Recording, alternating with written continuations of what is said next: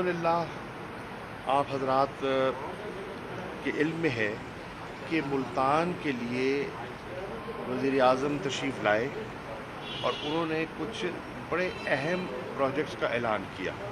پہلی تو بات ہے کہ ملتان ضلع کے لیے ایک ٹھوس پیکج جو 30 ارب سے بھی تجاوز کر رہا ہے اس کا انہیں اعلان فرمایا۔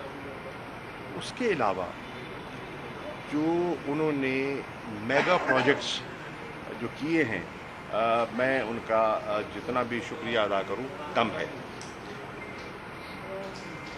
سیکریٹریٹ کا جو فیصلہ اور اس کا سنگ بنیاد یہ ایک بہت بڑی پیش رفت ہے۔ آپ ملتان کے محافظ ہیں اور آپ ہمیشہ ملتان کے مفادات کی اپنے قلم سے حفاظت فرماتے رہے ہیں، کیونکہ یہ جہاں تک ملتان کا تعلق ہے ہم ایک ٹیم ہے، ہمارے مقاصد ہمارا آبجیکٹو ایک ہے، بہتری۔ تو آپ نے کی ہے، رہنمائی بھی کرتے ہیں، نشاندہی بھی کرتے ہیں اور مدد بھی فرماتے ہیں۔ تو اس پیکج پہ آپ کو میں مبارک دیتا ہوں، کیونکہ آپ جگہ جگہ اٹھاتے رہے، بات کرتے رہے۔ یہ بظاہر ابھی اتنا بڑا قدم دکھائی نہیں دیتا، لیکن اس کے اثرات انشاءاللہ اللہ زندگی دے آپ لوگوں کو، پتہ نہیں کل کون ہوگا کون نہیں ہوگا، تو یہ آپ کو ثابت ہوگا کہ یہ جو سنگ بنیاد رکھا گیا ہے یہ ایک جس کو انگریزی کا لفظ ہے واٹر شیڈ، ٹرننگ پوائنٹ کہتے ہیں، یہ واٹر شیڈ ہے ملتان کی مستقبل کی ترقی کے لیے۔ آپ دیکھیں گے کہ یہ جو ایک موٹر وے بن گیا اس سے ملتان کی رسائی آسان ہو گئی۔ اسلام آباد سے آئیں، لاہور سے آئیں، یا اب سندھ کا جو آپ کا معاشی دارالخلافہ ہے اس سے جو سکھر کا لنک بن گیا ہے، اور پھر جو ایک ٹکڑا رہ گیا تھا فرام سکھر ٹو حیدرآباد، وہ ہونے کے بعد آپ دیکھیں گے اس کا امپیکٹ پورے ملک پہ آئے گا، لیکن ملتان پہ اس کا بڑا امپیکٹ آئے گا۔ رحیم یار خان ہمیں لگتا تھا وہ پتہ نہیں کس کونے میں ہے، اب رحیم یار خان کا سفر ہی نہیں رہا، مطلب ہنستے کھیلتے وہاں پہنچ جاتے ہیں۔ تو اس کا امپیکٹ ہوگا۔ دوسری چیز جو پرائم منسٹر صاحب سے میں نے گزارش کی تھی، اور میں آپ کو یہ نہیں کہہ رہا روزے سے بیٹھے ہیں، آج 29واں روزہ ہے، 29واں بحیثیت ممبر، ایک آرڈنری ممبر کے، نہ میں وزیر تھا نہ میں حکومت میں تھا، میں آپ کو ریکارڈ نکال سکتا ہوں، اسمبلی کا ریکارڈ، آپ خود اس کی چھان بین کر لیں۔ میں نے بحیثیت ایک پرائیویٹ ممبر کے ایک امینڈمنٹ بل موو کیا تھا for a quota of jobs for Multan, record کی بات، اس پر توجہ نہ دی گئی۔ ہم حکومت میں نہیں تھے، حکومت مسلم لیگ نون کی تھی، بات آئی گئی چلی گئی، اس پر عمل درآمد نہ ہو سکا، لیکن وہ سوچ جو تھی وہ بیج بو دیا تھا۔ اور میں یہ آج لوگ تو موقع کے بعد کہتے ہیں نا وہ سائیں بڑھ دین، میں آپ کو کہہ رہا ہوں اس جو میں نے بل موو کیا تھا ایز اے پرائیویٹ ممبر، اس بل کو آپ نکلوا لیں، اس کی تاریخ دیکھ لیں، تاریخ کیا ہے، ابھی کسی کا خواب و خیال ہی نہیں تھا۔ آج اس کو آگے بڑھاتے ہوئے پرائم منسٹر صاحب سے بات ہوئی ہے، اور میری کل ان سے پرسوں جب آیا جس دن واپس سعودی عرب سے، میری ان سے ایک ون آن ون ملاقات ہوئی بنی گالا میں، اور میں نے ان کو کہا کہ اب میری خواہش ہے کہ اگلا جو آپ بڑا اعلان جنوبی پنجاب کے لیے کریں وہ امینڈمنٹ ہے سول سروس ایکٹ میں، اور اس کے ذریعے جنوبی پنجاب کے لیے سرکاری ملازمتوں کا ایک مخصوص کوٹا رکھ دیا جائے۔ آئین کے مطابق آپ نے صوبوں کو ان کا حصہ دیا ہوا ہے، یہ بلوچستان کا بنے گا، یہ گلگت بلتستان کا ہے، یہ آزاد کشمیر کا ہے، یہ پنجاب کا ہے، یہ کے پی کے کا ہے، یہ سندھ کا. سندھ میں اس وقت بھٹو صاحب نے سندھ کی پسماندگی کو اور محرومی کو سامنے رکھتے ہوئے ایک فیصلہ کیا تھا کہ تعلیم کے لحاظ سے اور انفراسٹرکچر ڈیولپمنٹ کے لحاظ سے رورل سندھ اربن سندھ کا مقابلہ نہیں کر سکتا. اس کے پاس رورل سندھی کے پاس وہ وسائل نہیں ہیں, وہ یونیورسٹیاں نہیں ہیں, وہ معیار کے کالجز نہیں ہیں کہ وہ اوپن میرٹ میں مقابلہ کر سکے. اور ہم ایک فیڈریشن ہیں. فیڈریشن کی خوبصورتی یہ ہے کہ وہ سب کو ساتھ لے کے چلتی ہے, پسماندہ علاقوں کو بھی اور ترقی یافتہ علاقوں کو بھی, ہر ایتھنک گروپ کو ساتھ لے کے چلتی ہے. تو یہ بالکل رہ جائیں گے. تو انہوں نے ایک اربن سندھ ہی کے حصے میں جو سندھ کا کوٹا بنا تھا اس کو انہوں نے اربن اور رورل میں تقسیم کر دیا. اسی چیز کو بنیاد بناتے ہوئے میں نے یہ درخواست کی کہ پنجاب کا ایک کوٹا مختص ہے, ہم اس کو چینج نہیں مانگ رہے تاکہ کسی اور صوبے کے ساتھ کوئی غلط فہمی نہ ہو. جو پنجاب کو آپ دے رہے ہیں اس میں جنوبی پنجاب کی آبادی کے مطابق ان کا حصہ مختص کر دیا جائے. وجہ کہ میرٹ ہو, ہم میرٹ سے نہیں بھاگتے, لیکن جنوبی پنجاب کا بچہ جو ہے وہ جنوبی پنجاب کے بچوں اور بچیوں سے مقابلہ کرے. اب لاہور کی جو یونیورسٹیز ہیں, جو کالجز ہیں, جو معیار ہے پبلک اور پرائیویٹ سیکٹر میں, وہ ملتان, بہاولپور, ڈیرہ غازی خان, راجن پور, اچ شریف, لیا, مظفر گڑھ میں نہیں ہے, ہمیں بہاول نگر نہیں ہے, ہمیں اس کا ایکسیپٹ کرنا ہے. تو لیکن بچے ہونہار ہیں اور ان کو سینس آف پارٹیسپیشن بھی دینا ہے, سینس آف اونرشپ بھی دینی ہے. چنانچہ اس کو آپ ناردرن اینڈ سدرن پنجاب کے لیے بریکٹ کر دیں, اور سدرن پنجاب کا جو کوٹا ہے جو ان 3 ڈویژنز پر, ان 11 اضلاع پر محیط ہے, وہ آپ وقف کر دیں کہ اس پنجاب میں سے اتنا جنوبی پنجاب کے لیے ہوگا, اتنا شمالی پنجاب کے لیے ہوگا. ٹھیک ہے جناب. اب یہ اتنی بڑی اگر یہ ہو جاتا ہے, یہ ایک انقلابی تبدیلی ہے. لوگ کہتے ہیں تبدیلی کیا ہے, یہ ہے تبدیلی. اس سے کیا ہوگا, ہم نہیں رہیں گے, حکومتیں آتی جاتی رہتی ہیں.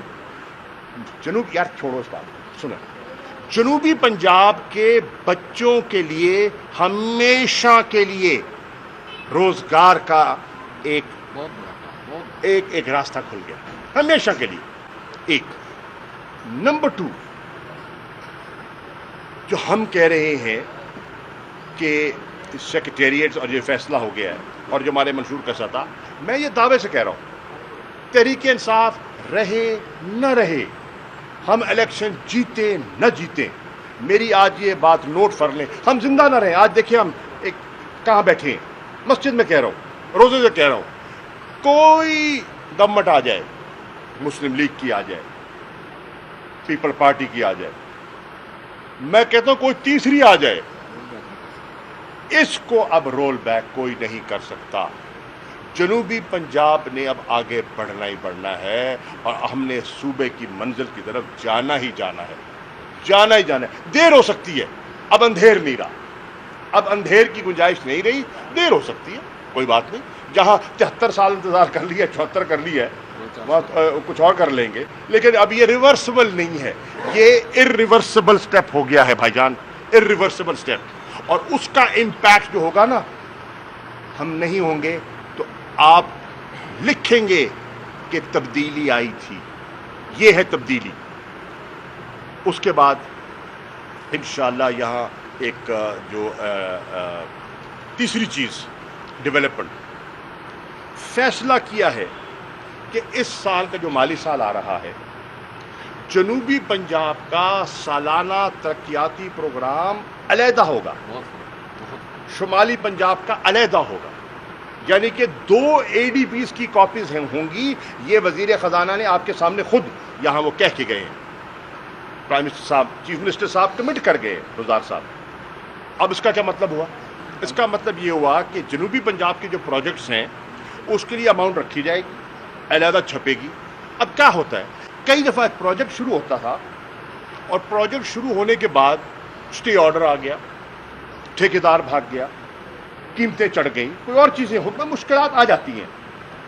تو سلو موونگ پروجیکٹس کا اس کے لبادے میں وہ پیسہ ٹرانسفر کر دیا جاتا تھا آؤٹ آف جنوبی پنجاب. یہ آپ کو میں حقیقت بتا رہا ہوں. ہم نے کیلکولیٹ کیا, بجٹ میں تالیاں بجوانے کے لیے جنوبی پنجاب کے لیے 33% رکھ دیا جاتا تھا اور عملی طور پر خرچ 17% ہوا. ہم نے ایوریج آؤٹ کیا, 17% خرچ ہوا, 33% آبادی کے لیے. یہ پیپلز پارٹی اور نون لیگ کا ٹریک ریکارڈ بتا رہا ہوں, یہ اعداد و شمار کی بات ہے, کوئی الزام تراشی نہیں ہے.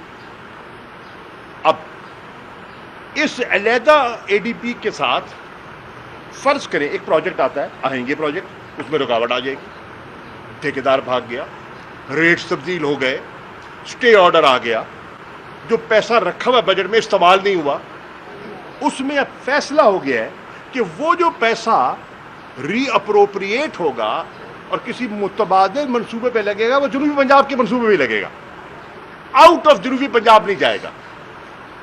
یہ ہے تبدیلی. یعنی کہ جو ڈیولپمنٹ فنڈ ہے وہ ایکچولی یوٹیلائز یہاں ہوگا, وہ یوٹیلائز یہاں ہوگا, اور اس کی یوٹیلائزیشن سے یہ جو بیکورڈنس کا گیپ ہے وہ آہستہ آہستہ برج ہونا شروع ہو جائے گا. اور انشاءاللہ میری کیلکولیشن ہے کہ ایک دہائی میں یہ سلسلہ چلتا رہے تو ایک دہائی میں جنوبی پنجاب کی شکل ہی بدل جائے گی. آپ کے شہر پہچانے نہیں جائیں گے انشاءاللہ. ایک ٹائم لگے گا, میں غلط بات نہیں کروں گا, کم از کم ایک دہائی لگے گی.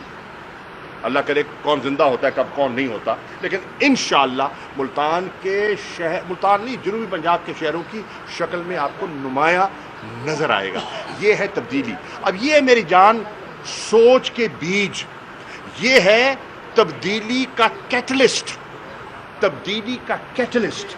اور کیٹلسٹ کا لفظ بھی انگریزی کا ہے, اس کو بھی ڈکشنری میں دیکھ لیجئے اس کا مطلب کیا ہے, کہ اس کا امپیکٹ کیا ہوگا اور انشاءاللہ ہمارے اس علاقے پہ کتنی بہتری آ سکتی ہے.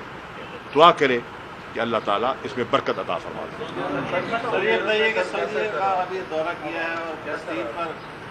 آپ بتائیں, شروع کریں, کر دیں. اوکے, بسم اللہ الرحمن الرحیم. میرے بھائی, آپ کے علم میں ہے کہ 3 روزہ دورہ تھا وزیر اعظم کا, اور کراؤن پرنس محمد بن سلمان کی دعوت پر یہ دورہ تھا, اس پر ہم گئے. اور آپ اس دورے کو اس تناظر میں رکھیے کہ میڈیا میں, اور بڑے کچھ کالم بھی لکھے گئے تھے, تو جی سعودی عرب کے ساتھ تو دوریاں ہو گئیں, کھچائی ہو گئی, تعلقات میں یہ ہو گیا وہ ہو گیا, اور بہت سی باتیں کی گئی, مجھ پر بھی جملے کسے گئے. بہرحال یہ سیاست ہے اور اس کے ہم عادی ہیں. بہرنو اللہ نے ان سب چیزوں کو ایک طرف رکھ دیا. بڑی سوچی سمجھی اسکیم کے تحت کچھ ڈٹریکٹرز ہیں جو ایک ویج کریٹ کرنا چاہ رہے تھے پاکستان اور سعودی عرب کے تاریخی تعلقات میں. ان کے عزائم خاک میں مل گئے, ان کے ارادوں پر اوس پڑ گئی, اور ایک مستقبل کی سمت طے ہو گئی. اب وہ سمت کیا ہے یہ سمجھنے کی ضرورت ہے. اس سمت میں پہلے کیا ہوتا تھا, سعودی عرب کے ساتھ ہمارے اچھے تعلقات تھے, سیاسی لیول پر, اسٹریٹجک لیول پر اچھے تعلقات تھے, لیکن ایک ایڈ ہاک ارینجمنٹ تھا. یعنی کہ اس وقت کے فرما روا, اس وقت کے وزیر اعظم کے اندر آپس میں ایک ربط ہے تو چیز آگے چل پڑی, نہیں ہے تو اس میں وہ رفتار نہ رہی. لیکن اب جو ہم نے معاہدہ کیا ہے اس میں ہم نے ایک انسٹیٹیوشنل ارینجمنٹ, ایک میکنزم طے کر لیا ہے جو کہ وزیر اعظم عمران خان نے اور کراؤن پرنس محمد بن سلمان نے خود اس پر دستخط کیے ہیں. اس کو ہم کہتے ہیں سعودی پاکستان اسٹریٹجک کوآرڈینیشن کاؤنسل. یہ سپریم کاؤنسل ہے. اس میں اب ایک انسٹیٹیوشنلائز انگیجمنٹ ہوگی, ریگولر ہوگی, اور اس کے 3 پلرز طے ہو گئے. ایک پلر ہے اس کا سیکیورٹی اینڈ پولیٹیکل پلر. اس کی سربراہی اور اس ٹیم کو لیڈ کرے گا پاکستان کا وزیر خارجہ, جو بھی ہوگا, میں نہیں ہوں گا, کوئی اور ہوگا, وہ کرے گا.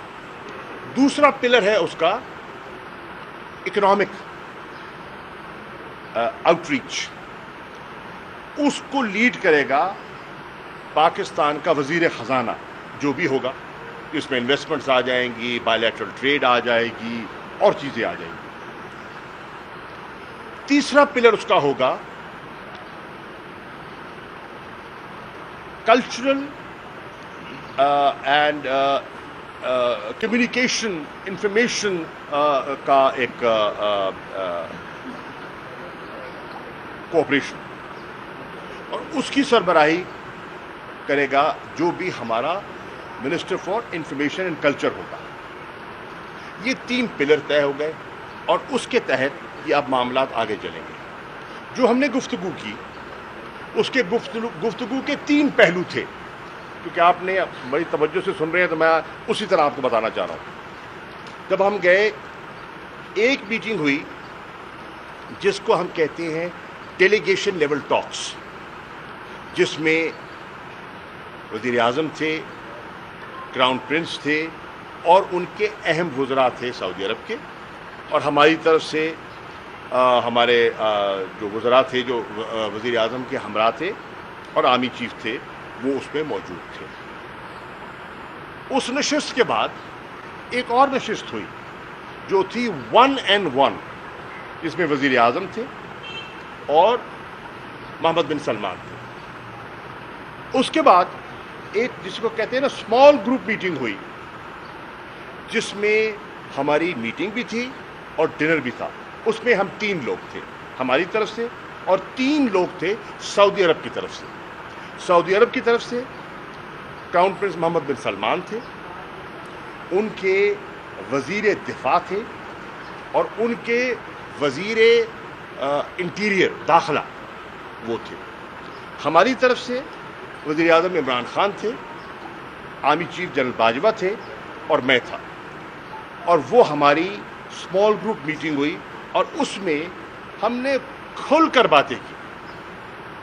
اللہ کے فضل و کرم سے کوئی جو ہمارے بائیلیٹرل ایشوز, ہمارے انٹرنیشنل ایشوز, ہمارے ریجنل ایشوز, اس پر بڑے اچھے دوستانہ ماحول میں ہم نے ایک دوسرے کے نقطہ نظر کو سنا اور اپنا نقطہ نظر پیش کیا.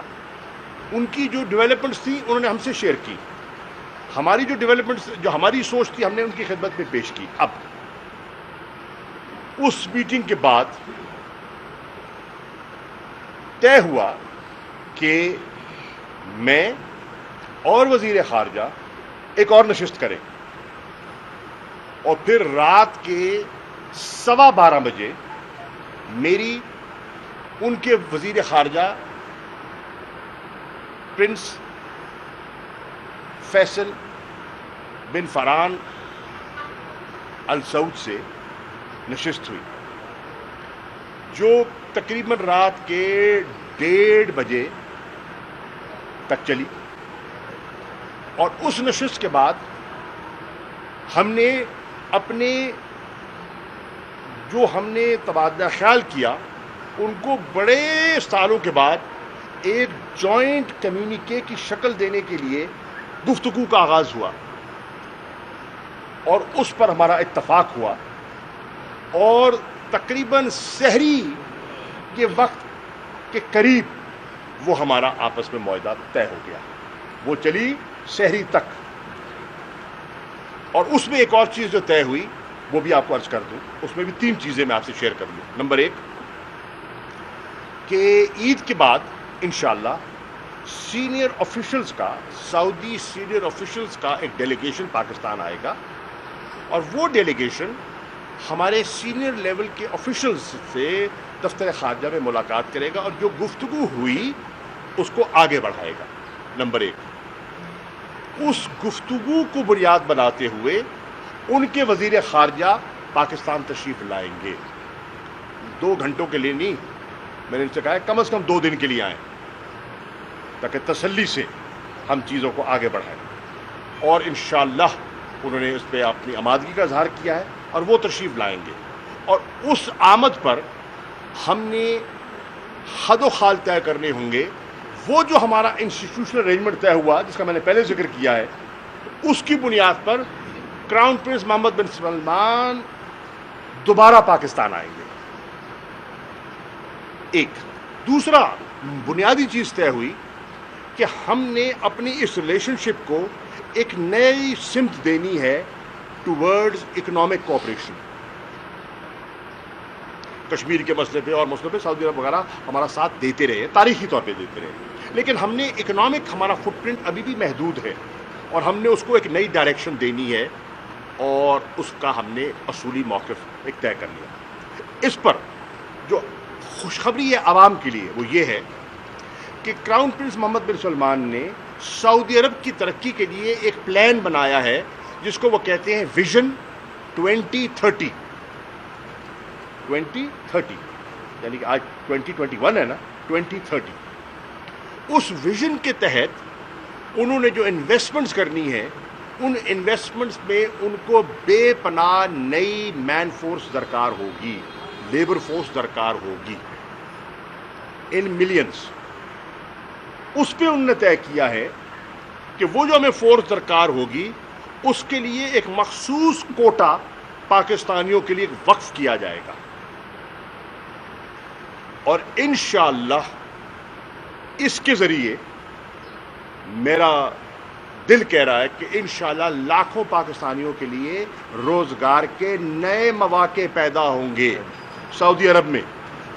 اور میں بھائی اس لیے کہہ رہا ہوں کہ ملک میں بے روزگاری ہے اور سرکاری ملازمتوں میں کتنے لوگوں کو آپ جگہ دے دیں گے؟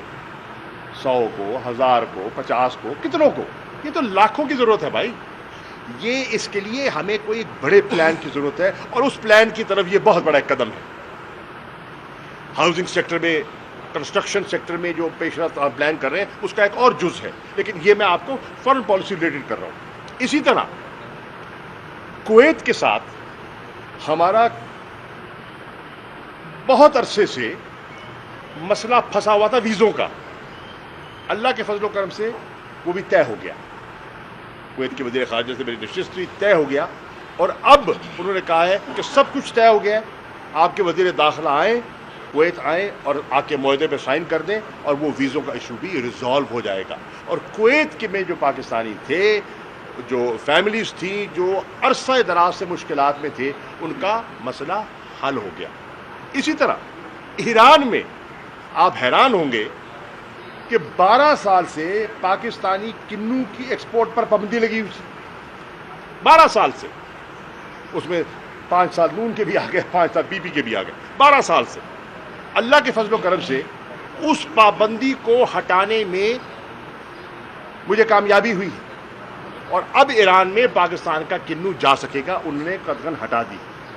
اب اس کا امپیکٹ آپ دیکھ لیں سرگودا پر, فیصل آباد پر, ٹوبے پر, اپنا آپ کا بھلا بھلوال پر, شاہ پور, ان سب علاقوں میں جہاں جہاں کنو, جی اس کا امپیکٹ کیا ہوگا اس کا اندازہ آپ لگا سکتے ہیں. تو میں عرض کر رہا تھا کہ یہ ہماری پیش رفت ہوئی ہے سعودی عربیہ میں. 5 ہمارے معاہدے ہوئے ہیں, ان پہ ہم نے دستخط کیے ہیں. ایک وزیر اعظم نے, 2 وزیر داخلہ نے اور 2 میں نے.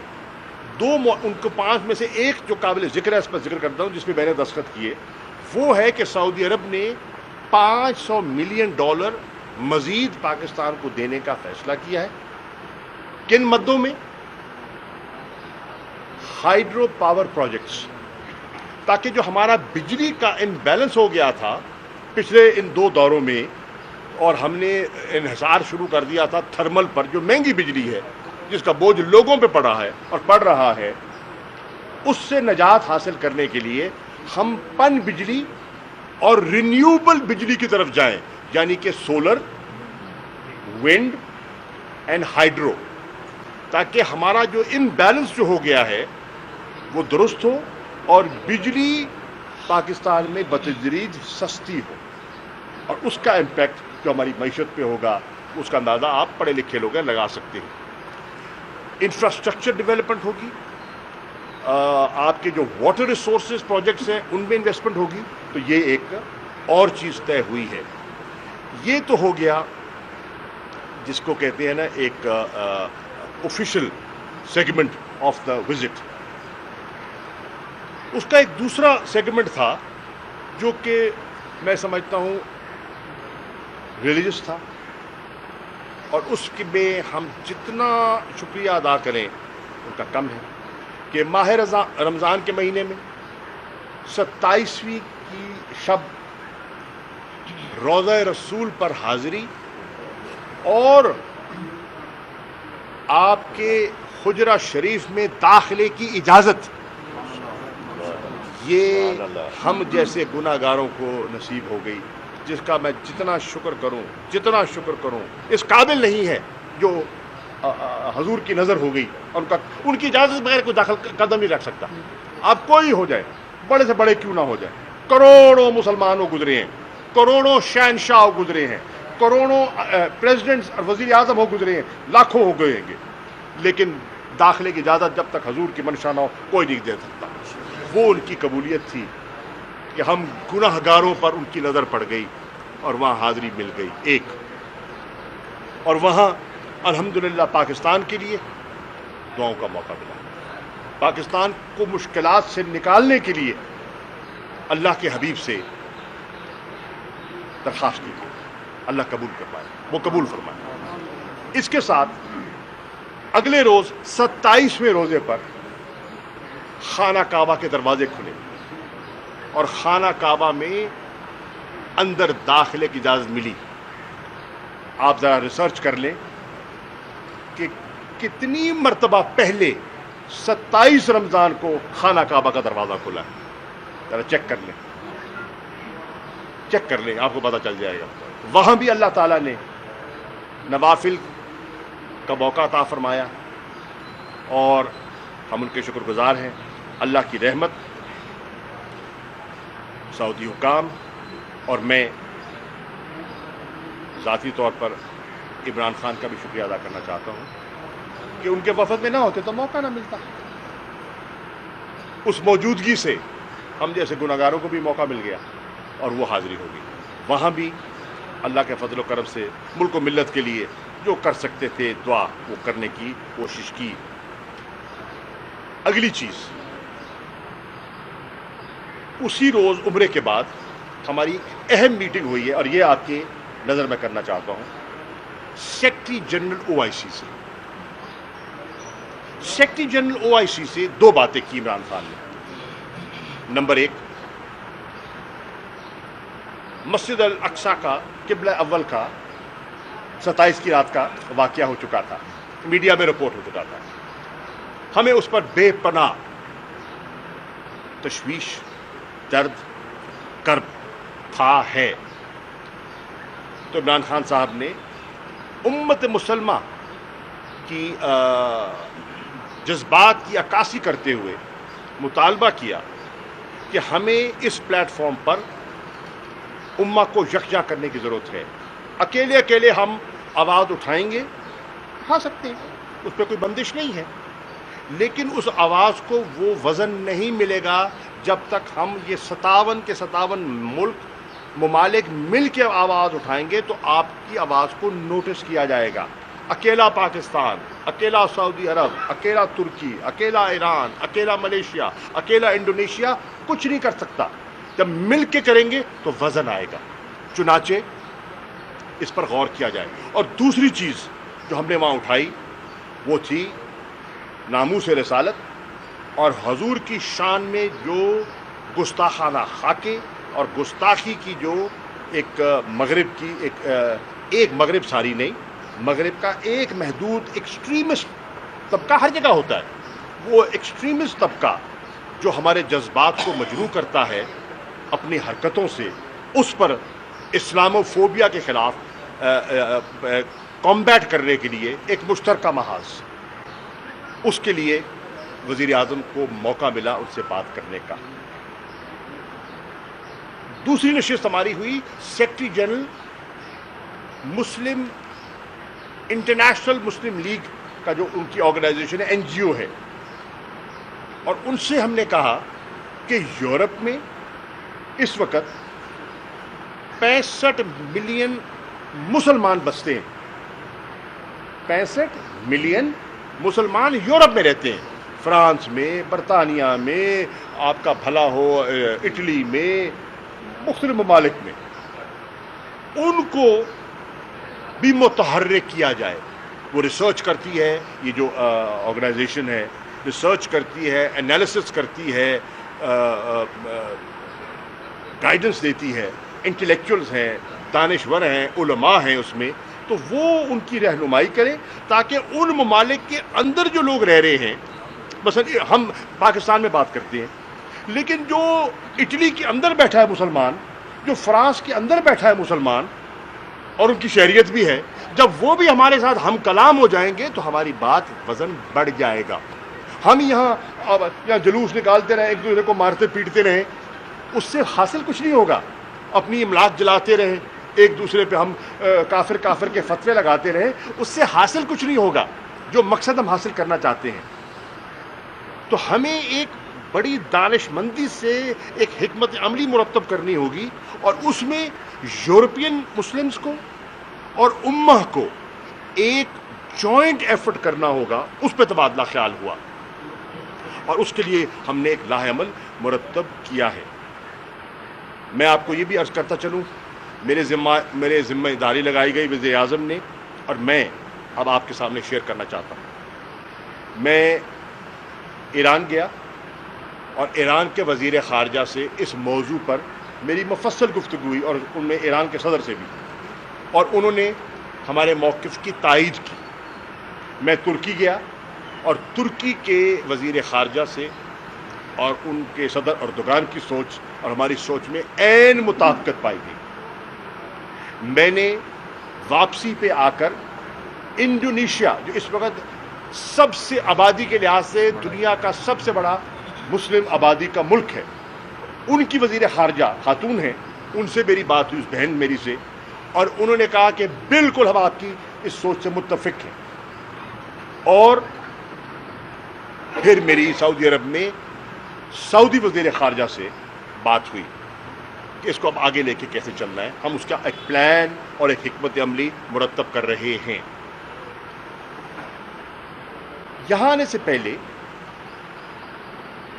28ویں کی رات ترکی کے وزیر خارجہ کا مجھے فون آیا مکہ سے, اور انہوں نے کہا کہ میری کل گزری ہے, میری سعودی وزیر خارجہ سے ملاقات ہے, اور ہم نے یہ چیزیں جو ہم نے طے کی تھی, ہم نے اس کو ڈسکس کرنا ہے.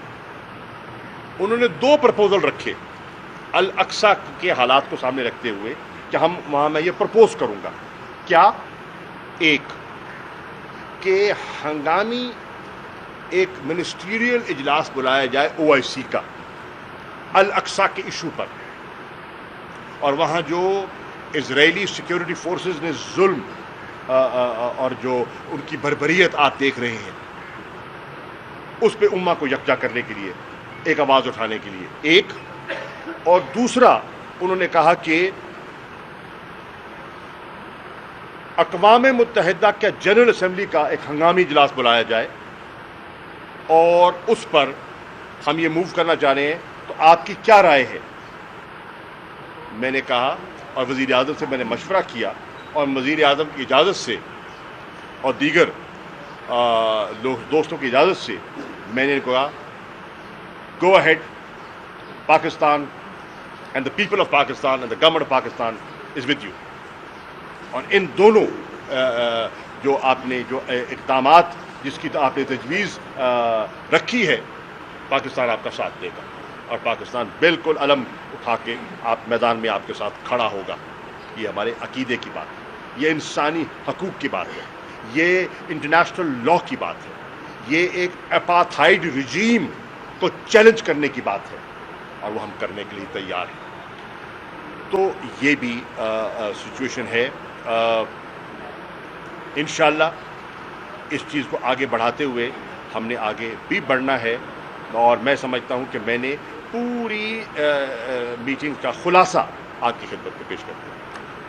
آپ یہ بتائیے گا کہ آپ کو بڑے اچھے سے یہ دورہ رہا, اس میں سب تھوڑا سا مینشن کیجیے گا شعبوں میں سعودی عرب میں پاکستان میں انویسٹمنٹ کا, جیسے آپ کہہ رہے ہیں بزنس کمیونٹی کے حوالے سے. میں عرض کر رہا ہوں, میں نے اشارتاً کہہ تو دیا کہ ہمارا پہلا فوکس ہے رینیوبل انرجی, بجلی کی قیمتوں کو کم کرنے کے لیے. لیکن نا ہوا سے تو کم نہیں ہوگی نا, بیانوں سے تو کم نہیں ہوگی نا, اس کے لیے پلاننگ کرنی پڑے گی, اس کے لیے آلٹرنیٹ ارینجمنٹس کرنا ہوگا. آلٹرنیٹ ارینجمنٹ کیا ہے؟ Renewable energy. تو اس پر فوڈ سیکیورٹی, اور میری یہ جو میں گیا وہاں ابو دھابی کے وزیر خارجہ سے بھی بات ہوئی فوڈ سیکیورٹی پر, کہ کس طرح پاکستان جن کی جغرافک پروکسیمٹی ہے گلف کے ساتھ, قربت ہے, 1.5 گھنٹے کا سفر ہے, 2 گھنٹے کا سفر ہے بائی ایئر, ہم کس طرح ان کی فوڈ سیکیورٹیز کو بیٹ کر سکتے ہیں. تو food security, energy products, investments کو کیسے پروموٹ کرنا ہے ادھر اور ادھر, مین پاور ایکسچینج, ابزارپشن, وہاں ان پر فوکس ہوگا. فلسطین کے حوالے سے سعودیہ کی جو ہے نا پالیسی اور اس کی سوچ جو ہے نا کچھ اور ہے, ایران کی سوچ نہیں جائے صاحب, آپ جو کل رات سعودی منسٹری نے ایک مراسلہ جاری کیا ہے, آپ ایک نظر اس پر ڈالیے, اور انہوں نے اسرائیل فورسز کے واقعات کو پوری طرح کنڈیم کیا, پوری طرح, کوئی اس میں ابہام نہیں ہے. اور انشاءاللہ میری آج ہی کوشش ہے کہ میں مزید ترکی کے اور سعودی عرب کے وزیر خارجہ سے مزید بات کروں گا, تاکہ جو کل کا اجلاس ہوا ہے اس کی رویداد بھی میں ان سے حاصل کر سکوں. شہباز شریف صاحب کے حوالے سے بتائیے گا, جا رہے ہیں. دیکھیے عرض یہ ہے, شہباز شریف صاحب تو باہر جانے کی ان کی کوشش ہے. ہم سمجھتے ہیں کہ انہیں کیسز کو فیس کرنا چاہیے, اور ان کا تھوڑا سا مسئلہ یہ پیدا ہو گیا کہ طبی بنیادوں پر انہوں نے نواز شریف صاحب کے باہر جانے کی اجازت مانگی. آپ کو یاد ہوگا ایک بہت ہائپ کریٹ کی گئی ٹیلی ویژن پر, اخبارات میں کالم کہ جناب کہ انسانی جانوں کو آپ خطرے میں نہ ڈالیں, پلیٹلیٹس اتنے چلے گئے, اتنے گر گئے, اتنا مسئلہ پیدا ہو گیا. آپ کے سامنے ہے, تازی بات ہے, کوئی پرانی بات نہیں ہے. اس کی آڑ میں پریشر بلڈ کیا گیا, اور اس پریشر کے بعد حکومت نے انسانی بنیادوں پر فیصلہ کیا اور ان کو جانے کی اجازت دے دی. شہباز شریف صاحب نے گارنٹی دی, کس کو؟ عدالت کو, ہمیں نہیں, عدالت کو, کہ وہ اپنے علاج کے بعد واپس آ جائیں گے. وہ گارنٹی کہاں گئی؟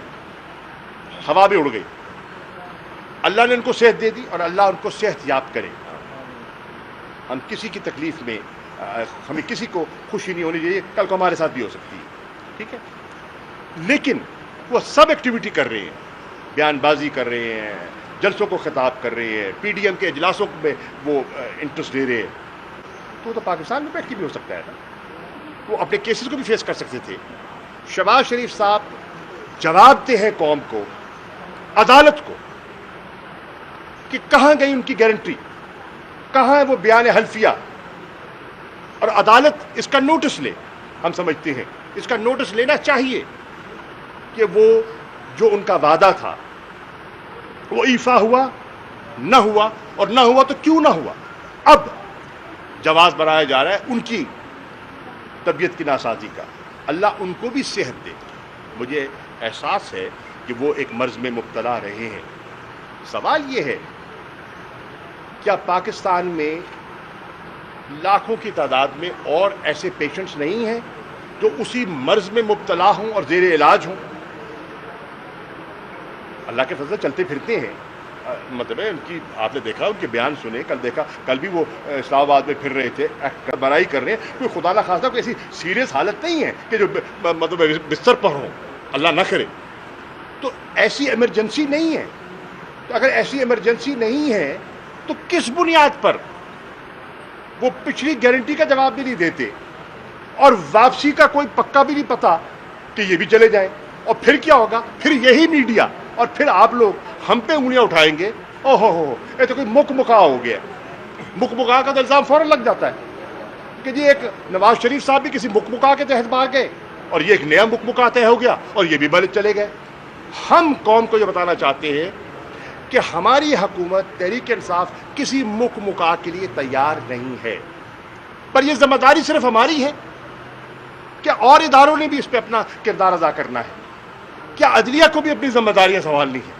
کیا کرپشن کے خلاف آواز صرف عمران خان نے ٹھیکہ لیا ہوا اٹھانے کا پاکستان کے وسائل منی لانڈرنگ کے خلاف آواز صرف عمران خان نے اٹھانی ہے اور کسی نے نہیں اٹھانی اور ملک جو تقریباً دیوالیہ ہو چکا تھا اس کا آسرا صرف ہم نے اس کو دینا ہے نہیں اکیلے ہم نہیں دے سکتے یہ ایک قومی ایفرٹ ہے کرپشن کے خلاف جہاد ایک قومی فریضہ ہے سب کو مل کے کرنا ہوگا ہر انسٹیٹیوشن کو اپنی ذمہ داری نبھانی ہوگی ایگزیکٹو کو اپنی نبھانی ہے مقننہ کو اپنی نبھانی ہے عدلیہ کو اپنی نبھانی ہے نیب کو اپنی نبھانی ہے اپنا اپنا رول متعین ہے اور اس رول کے تحت ان کو آگے بڑھنا چاہیے اور کون نہیں بڑھ رہا قوم دیکھ رہی ہے قوم نوٹس لے رہی ہے ہم ریکارڈ پہ ہیں کہ ہم جو کر سکتے ہیں قانونی تقاضوں سے ہم کریں گے اچھا شادی یہ بتائیں کہ شہباز شریف کی پٹیشن کے حوالے سے اس نے دائر کی فوراً فیصلہ آ جاتا ہے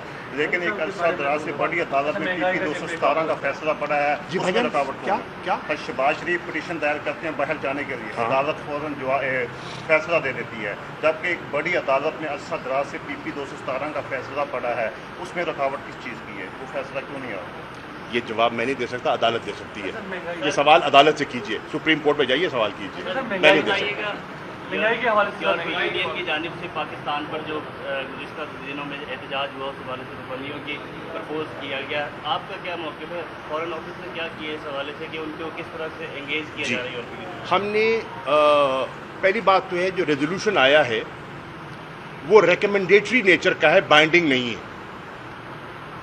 تمیز سمجھ گئے نا آپ سمجھ گئے اوکے جب یہ سمجھ گئے تو پھر ہم نے کیا کیا ہم نے جو یورپین یونین کی ایمبیسڈر ہے اسلام آباد ان کو دفتر خارجہ مدعو کیا اور اپنا نقطہ نظر پیش کیا اور اس نشست کے بعد جو یورپین یونین کی یہاں ایمبیسڈر ہیں انہوں نے اس پر اپنا ٹویٹ کیا اپنے موقف کا انہوں نے ٹویٹ کیا آپ سے گزارش ہے ذرا گوگل کیجئے اور اس ٹویٹ کو پڑھ لیجئے وہ ٹویٹ میں کیا لکھا ہے انہوں نے تو آپ کو بہت سے جوابات وہیں اسی ٹویٹ میں مل جائیں گے کرپشن کے خلاف جہاد ضرور کریں لیکن مہنگائی بالکل دیکھیے اس وقت بالکل دیکھیے نیاز صاحب اس میں کوئی جھگڑے والی بات ہی نہیں ہے میں آپ سے متفق ہوں مہنگائی ہے اس وقت ہمارا سب سے بڑا چیلنج جو ہے